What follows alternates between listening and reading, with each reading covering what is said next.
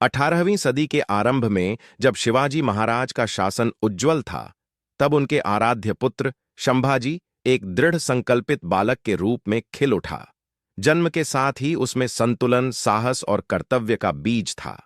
शिवकाल की वीरगाथा उसकी नसों में दौड़ रही थी और वह बचपन से ही तीरंदाजी, तलवारबाजी में पारंगत था। लेकिन सुखद बचपन उस पर भारी होता गया जब उसके पिता शिवाजी का निधन हुआ। एक पिता की उपस्थिति का अभाव, पिता की शौर्यपारायण वाणी का न खोने देना, इन सब ने उसी में अग्निमय क्रोध का संचार किया।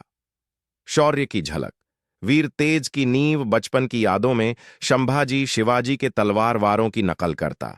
जब भी वह तलवार चलाता, उसके मन में एक अजीब संतोष भर जाता।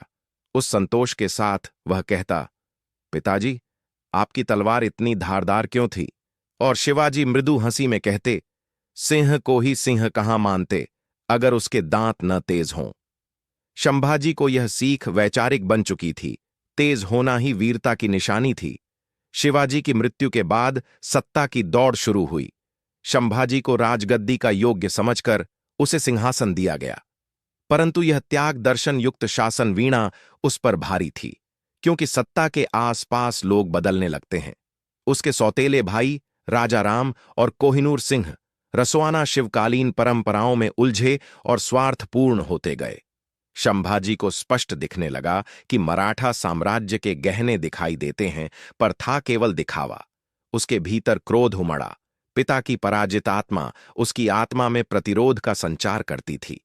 शंभाजी की जीवन यात्रा केवल युद्ध की कहानी नहीं, बल्कि प्यार, धोखा और त्याग की गाथा भी थी। उसने प्रेम पूजा देवी से हुई शादी की, दो दिलों का मिलन, जहां रूपक विवाह था कि आत्मा का मिलन। लेकिन जो घर उसने बनाई, उसके द्वार पर भी बंदूक की गूंज सुनाई देने लगी। दुश्मन की नजाकत, बीच धूप में छाया का मजाक। पूजा देवी की आंखों में दर्द, जब पति रणभूमि की ओर जाया करता, उससे जीवन की नाजुकता का एहसास होता। और शंभाजी को भी दीपक सा जलते रहने वाली इसके स्मृति शक्ति। हर बार जब तलवार से उसका हाथ डर था, याद आती माता पिता की वेदना, और उस याद ने ही उसे जबरदस्त साहस दिया। पहला युद्ध, धूल का वीर युद्ध की शुरुआत होती है जब निजाम उल मुल्क की विशाल सेना मराठा सरहदों में आ धमकी देती है। शंभाजी अगुआ बनकर पुरुषोत्तमगढ़ की दीवारों की तलवार लेकर निकलता है। बाजू यंत्रों की गड़गड़ाहट, तोपों की गर्जना, सब कुछ हैरत भरी धुन पर नाच रहा है। शंभाजी अपनी सेना को कहता, यह धर्म भूमि है, यह सरल घास हमारी नसों में नहीं रक्त भरती। आज इन दिलों को रण की आग से तपना पड़ेगा। दोनों पक्ष भिड़ते हैं, रणभूमि रक्त में नहाई। हर तलवारबाजी की चोट के साथ एक झजबा जागता। शंभाजी अग्रिम मोर्चे पर अपनी तलवार चलाता। हर वार का लक्ष्य था दुश्मन की चेतना को तोड़ना। युद्ध के बीच में उसकी निगाहों में एक निहारती मोहकता प्रेरणा बनकर उभरती। यह वही मोह है जो उसे अपने घर पूजा देवी की आकांक्षाओं की याद दिलाता। चालाकियां, धोखे और छलकपट युद्ध के साथ ही अलग रणनीतियां भी असमानी होती हैं। निजामी सेनाएं सलाहकारों, गुप्त दस्तावेजों का इस्तेमाल करके मराठाओं को भ्रम की जाल में फंसाती है। एक दिन एक गुप्त संदेश पकड़ा गया, शंभाजी की विनम्रता को शंका दिलाने वाला। सेना तुम्हारी नहीं, धोखा देगी। इसलिए शंभाजी ने नींबू की तरह कूटनीतिक स्थितियां आजमाई। दूतों को भ्रमित करने वाले चेतावनियां भेजीं। पुलिस के रूप में छिपे जासूसों की भी तैनाती की।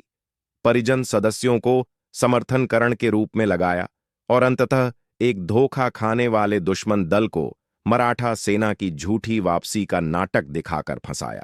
यह धोखा युद्ध साबित करता है कि रण सिर्फ तलवार की धार नहीं चाहिए, बल्कि बुद्धि का तेजपन भी जरूरी है। तनाव का पल, पाश्चात्य तोपों से सामना समय गर्जित हुआ और अंग्रेजों तथा मुगल सेना की अत्याधुनिक बंदूकों का सामने आना शंभाजी के लिए नया इम्तिहान बन गया। जमींदारों की पुकार, हिंदवी स्वराज की आत्मा में स्थिर आवाज, इन दो बटनों के बीच संघर्ष चलता था। शंभाजी ने भारी आत्मबल बनाए रखा। उसने तेजी दिखाई, गढ़ों की रचना दुर्गों से हटाकर पेड़ों और पहाड़ियों पर की, जिससे दुश्मन की बंदूकें निरर्थक रहें। सेना को पुराने राजपूत युद्ध रूपों में प्रशिक्षित किया। दूर दूर जंगलों से स्टील के चश्मों में आर पार करने वाली धारियां लेकर डाले। और जब बंदूकें गरजीं, मराठा घुड़सवारियां बाघ की तरह टपक पड़ीं। क्या तकनीक काम भी नहीं कर सकी बहादुरों के आगे? जलाया गया प्रतिशोध। अंजाम का आगाज संभाजी ने अब बदले का बिगुल बजा दिया, जिसने पिता की आत्मा को कभी चैन नहीं दिया। उसकी सेना दुश्मन के पीछे पड़ी, पुरानी किले ध्वस्त किए, धर्मशाला, गरीबों को दी जाने वाली वस्तुएं भी दुश्मन की छाती पर बढ़कर चली गईं। दुश्मन पर हमले असंगठित नहीं, बल्कि सुनियोजित और तार्किक थे। इस भीषण नियंत्रित बदले ने दुश्मन की रीढ़ तोड़ दी। मराठा सेना ने अपनी धरती की शक्ति साबित की। व्यक्तिगत मनोस्थिति, चीत्कार या करुणा। युद्ध की ऊंचाई पर संभाजी के दिल में एक विशाल चीत्कार उठता।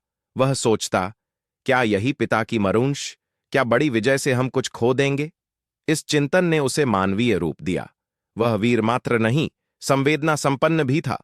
वह रातों को आंखें गड्डी रखकर सोचता था, प्यार के लिए, पूना देवी की मुस्कान के लिए, मराठा बच्चों के आने वाले कल के लिए। अंतिम चरण।